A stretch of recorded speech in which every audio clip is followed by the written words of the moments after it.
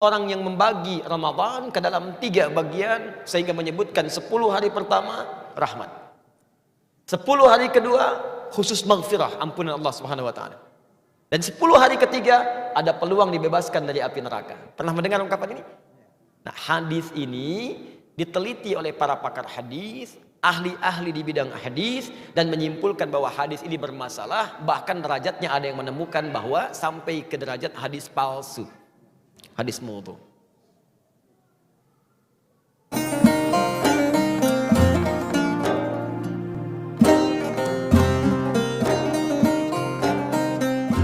Assalamualaikum warahmatullahi wabarakatuh.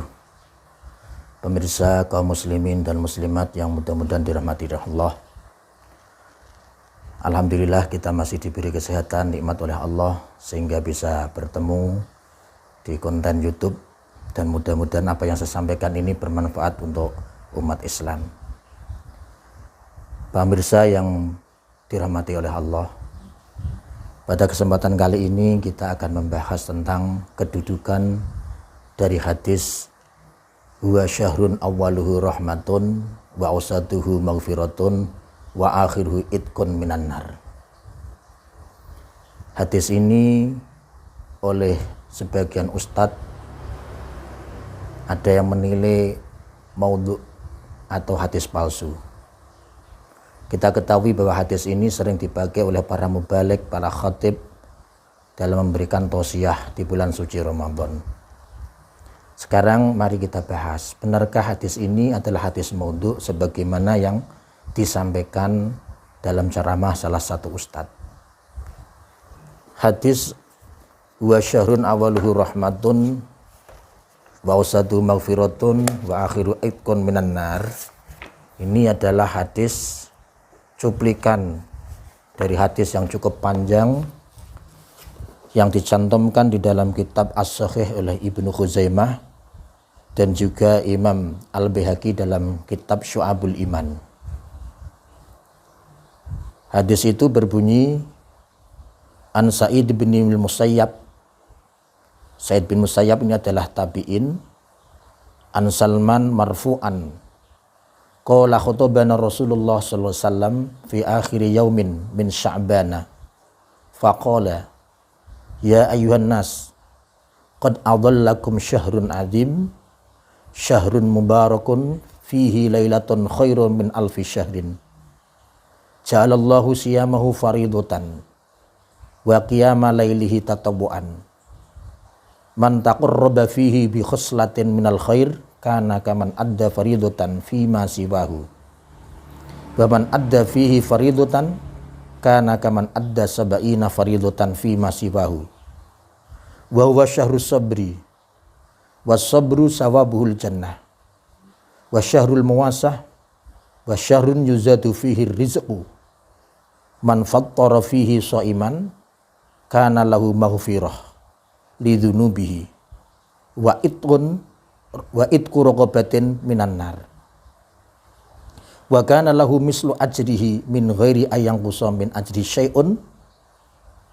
Qalu ya Rasulullah laisa kulluna najidu ma nuftiru as-shaima ma nufattiru as-shaima. Qala Rasulullah sallallahu alaihi wasallam yu'tillahu hadza sababa man fattara shaiman ala tamratin aw syurbati ma'in wa huwa syahrun awwaluhu rahmah wa awsatuhu maghfiratun wa akhiruhu itqun minan nar, sampai pada akhir hadis. Di dalam awal sebelum menyebutkan hadis ini, Imam Ibnu Khuzaimah menyatakan insoha, artinya beliau masih meragukan kesohihan daripada hadis ini. Kemudian di akhir hadis Ibnu Khuzaimah juga menukil takhrij dari Imam A'dhami bahwa hadis ini adalah dhaiful isnad, di mana dalam sanadnya terdapat rawi yang bernama Ali bin Zaid yang dinilai dhaif. Nah, dhaif ini bisa jadi dhaif dari segi cacat dalam agama, melakukan kefasikan atau sering bohong, juga bisa jadi dhaif dari segi hafalannya. Ibnu Khuzaimah adalah salah seorang ulama ahli hadis, pakar hadis abad keempat. Beliau dinilai oleh para imam hadis, para ulama ahli hadis sebagai imamul a'immah, imamnya para imam hadis. Artinya apa? Ketelitian beliau, kecerdasan beliau sebagai seorang ahli hadis diakui bahkan dipuji oleh para ulama.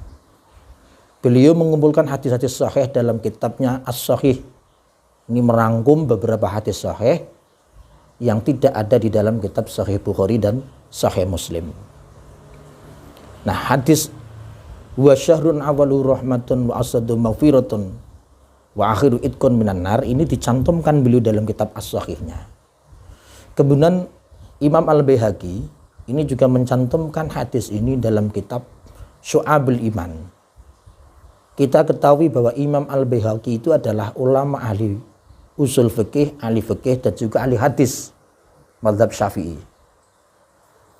Kitab karya beliau yang terkenal adalah Sunan Al-Baihaqi yang masuk dalam kategori Kutubus Sittah, 6 kitab hadis yang menjadi pedoman umat Islam. Nah, kedua ulama besar ahli hadis ini mencantumkan hadis ini di dalam kitabnya. Itu berarti kalau beliau berdua mencantumkannya di dalam kitab hadisnya, hadis ini bukan kategori hadis maudhu'. Karena tidak mungkin pakar hadis seperti Imam Ibnu Khuzaimah dan Imam Al-Baihaqi tidak mengetahui kalau hadis ini maudhu'. Itu tidak mungkin. Beliau adalah orang yang sangat paham terhadap permasalahan hadis. Dan tidak mungkin kalau hadis ini maudhu' dicantumkan di dalam kitab beliau. Karena beliau tahu hukum menyebarluaskan hadis maudhu' adalah haram. Ini masuk dalam sabda Rasulullah, "Man kadzdzaba alayya muta'ammidan falyatabawa maq'adahu minan nar." Barang siapa yang berbohong atas namaku secara sengaja, maka hendaknya dia mengambil tempatnya di neraka. Oleh karena itu, jika hadis ini dicantumkan oleh Imam Ibnu Khuzaimah dan Imam Al-Baihaqi dalam kitabnya, berarti hadis ini tidak dinilai maudhu' oleh beliau. Beliau hanya menyatakan hadis ini dhaif. Nah, sekarang mari kita bahas tentang hadis dhaif. Hadis itu ditinjau dari segi kualitasnya dalam ilmu mustalah hadis ada 3 macam. Yang pertama adalah hadis sahih. Hadis sahih itu hadis yang sanadnya muttasil. Artinya sanad muttasil itu misalnya dari tabi'in meriwayatkan dari tabi'in meriwayatkan dari sahabat meriwayatkan dari Rasulullah. Itu sanad yang muttasil, bersambung. Kemudian orang yang meriwayatkan hadis ini semuanya siqah. Siqah itu artinya terpercaya, tidak pernah melakukan maksiat, tidak pernah berbohong. Itu namanya siqah. Dan dhabit itu orang yang hafalannya sangat kuat. Ini semuanya dhabit. Hafalannya sangat kuat, tidak lupa, tidak pernah lupa. Itu namanya dhabit, hafalannya sangat kuat. Kemudian tingkatan yang kedua setelah hadis sahih adalah hadis hasan. Hadis hasan ini hampir sama dengan hadis sahih. Yang membedakan adalah kekuatan hafalan dari para perawinya. Kekuatan hafalan atau kedhabitan para perawi hadis hasan ini masih di bawah kedhabitan perawi hadis sahih. Nah, 2 hadis sahih dan hasan ini bisa dijadikan hujjah baik dalam penetapan hukum utamanya atau dalam permasalahan akidah atau dalam masalah fadhailul a'mal. Nah, yang ketiga ini tingkatan yang paling rendah yaitu hadis dhaif. Hadis dhaif ini hadis yang tidak memenuhi syarat-syarat hadis sahih dan hadis hasan. Nah, hadis itu bisa dinilai dhaif. 1, karena sanadnya tidak bersambung. Seperti contoh hadis mursal. Hadis mursal itu dalam meriwayatkan itu menggugurkan rawi dari sahabat. Misalnya hadis yang diriwayatkan oleh Sa'id bin Musayyab. Beliau menyatakan anna Rasulullah sallallahu alaihi wasallam naha an bai'il muzabanah. Sa'id bin Musayyab ini adalah tabi'in. Tabi'in itu adalah orang yang hidup setelah masa sahabat. dan tidak pernah menemui Rasulullah, tidak semasa dengan Rasulullah. Itu tabi'in. Jadi tidak mungkin kalau ada tabi'in yang meriwayatkan hadis langsung dari Rasulullah, itu tidak mungkin. Artinya dalam sanad itu ada yang digugurkan, yaitu dari sahabat. Urutannya kan tabi'in meriwayatkan dari sahabat, sahabat dari Rasul. Karena yang bisa berjumpa dengan Rasulullah itu adalah sahabat. Oleh karena hadis ini dipandang dhaif karena sanadnya tidak mutasil. Jadi banyak macam-macam hadis dhaif, ada mursal, ya, ada mudallas, ada munqati', ya.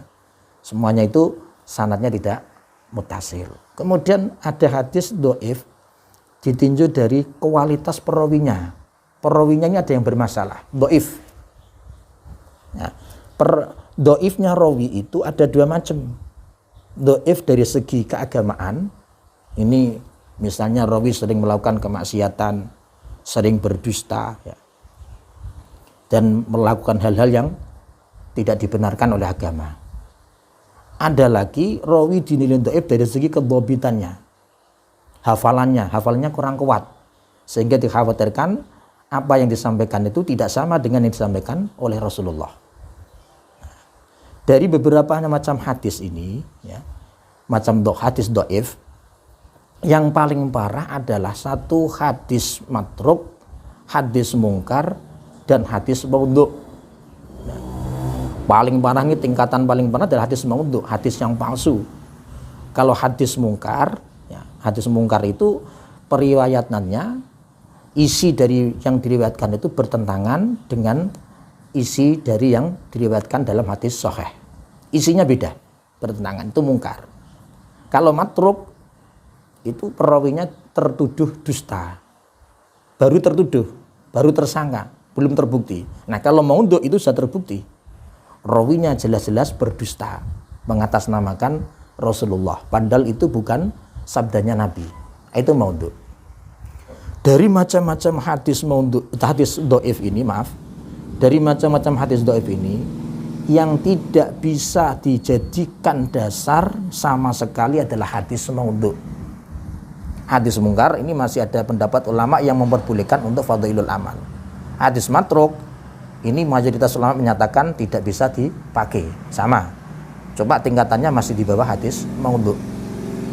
Nah, lalu kita lihat pendapat ulama tentang pengamalan hadis dhaif.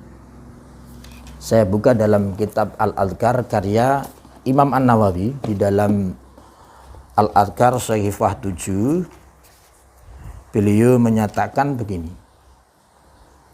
Qolal ulama minal muhaddisina wal fuqaha wa ghairihim yajuzu wa yustahabbul amal fil fadail wat tarhib bil hadisid dhaif ma lam yakun maudhu'an. Ammal ahkamu kal halal wal haram wal bai' wan nikah wat talaq wa ghairi dzalik fala yu'malu fiha illa bil hadisis sahih awil hasan. Imam Nawawi menyatakan bahwa ulama ahli hadis, ulama ahli fikih telah sepakat bahwa boleh bahkan sunat mengamalkan fadhailul amal, amal-amal yang utama, tarhib, memotivasi orang untuk melakukan ibadah atau melakukan amal soleh, tarhib, menakut-nakuti orang untuk melakukan maksiat, supaya orang tidak lagi melakukan maksiat, itu tarhib namanya, yang menggunakan hadis dhaif. Jadi boleh bahkan sunat mengamalkan hadis dhaif yang intinya isinya adalah tentang fadhailul amal, tarhib dan tarhib, selama hadis itu tidak maudhu'. Ini yang penting, selama hadis itu tidak maudhu'. Jadi malam yakun maudhu'an, ini yang perlu digarisbawahi. Jadi semua hadis dhaif boleh diamalkan menurut Imam Nawawi selama tidak maudhu'. Itu dalam konteks fadhailul amal, tarhib dan tarhib. Tetapi dalam konteks penetapan hukum, ya, halal maupun haram terkait dengan permasalahan fikih, maka hadis dhaif dengan berbagai macamnya tidak bisa dijadikan hujah. Untuk permasalahan hukum itu yang bisa dijadikan hujah hanyalah hadis sahih dan hadis hasan. Kemudian dalam kitab Madza fi Sya'ban, Syed Muhammad Alwi Al-Maliki, beliau juga menyatakan sama dengan apa yang disampaikan oleh Imam Nawawi dalam Al-Adhkar. Ya. Ajma' ahlul hadis wa ghairuhum ala anal hadis ad-dha'if yu'malu bihi fil fadailil a'mal. Wa mimman qala bidzalika al-Imamu Ahmad bin Hanbal wa Ibnul Mubarak wa Sufyan wa ghairuhum. Ulama ahli hadis dan ulama yang lain sepakat bahwa hadis dhaif itu bisa diamalkan dalam hal fadhailul a'mal. Nah, termasuk ulama yang berpendapat semacam ini adalah Imam Ahmad bin Hanbal, Ibnu Mubarak, Imam Sufyan Ats-Tsauri. Bahkan dinukil dari mereka menyatakan idza rawaina fil halal wal haram syaddadna wa idza rawaina fil fadail tasahalna. Ketika kita meriwayatkan hadis yang berisi tentang halal dan haram terkait permasalahan hukum, kita perketat. Hadis ini sahih atau hasan atau dhaif. Kalau dhaif ditolak. Ini dalam penetapan hukum. Wa idza rawaina fil fadail tasahalna. Dan ketika kita meriwayatkan hadis yang berisi tentang fadailul a'mal, maka kita permudah. Kita tidak mempermasalahkan ini dhaif, ini sahih, ini hasan. Yang penting tidak maudhu. Itu pendapat Imam Nawawi dan ulama-ulama al-hadis termasuk Imam Ahmad bin Hanbal.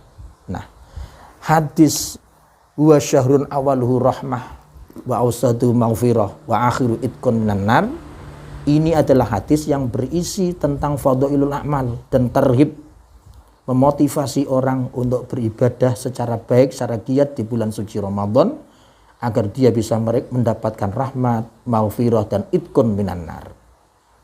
Jadi bukan permasalahan hukum, oleh karena itu tidak masalah kita amalkan, dan hadis ini juga bukan maudhu. Kemudian tanggapan saya terhadap apa yang disampaikan salah satu ustadz bahwa hadis ini bertentangan dengan hadis sahih. Dalam hadis sahih, man shoma ramadhana imanan wa ihtisaban ghufira lahu ma taqaddam min dzambihi. Barang siapa yang berpuasa di bulan suci Ramadan, maka dosa-dosanya diampuni oleh Allah, baik dosa yang dulu maupun dosa yang akan datang. Hadis ini menyatakan bahwa maghfirah itu tidak perlu dibagi-bagi. Jadi maghfirah itu mulai dari awal Ramadan sampai akhir Ramadan. Pokoknya orang mau puasa Ramadan dia diampuni, tidak pandang di awal, tidak pandang di pertengahan, tidak pandang di akhir. Berarti hadis ini bertentangan dengan hadis yang diriwayatkan oleh Ibnu Khuzaimah. Nah, saya jawab, beberapa ulama ahli hadis di dalam mensyarahi hadis awaluhu rahmah wa awsatu maghfirah wa akhiru itqun minan nar, itu menyatakan, salah satunya diantara adalah Mulaqari Al-Ali, ya, beliau menyatakan bahwa yang dimaksud awaluhu rahmah wa awsatu maghfirah wa akhiru itqun minan nar, awalur rahmah itu artinya di awal bulan suci Ramadan 10 hari pertama itu Allah memberikan rahmat dengan cara apa? Mempermudah umat Islam, menumbuhkan semangat umat Islam untuk beribadah di bulan suci Ramadan. Kalau rahmat ini sudah ada, umat Islam sudah giat melaksanakan ibadah, maka akan diberi hadiah namanya maghfirah. Jadi rahmat akan melahirkan maghfirah. Nah, maghfirah ini bukan berarti hanya di tengah Ramadan, tapi maghfirah bisa di awal Ramadan.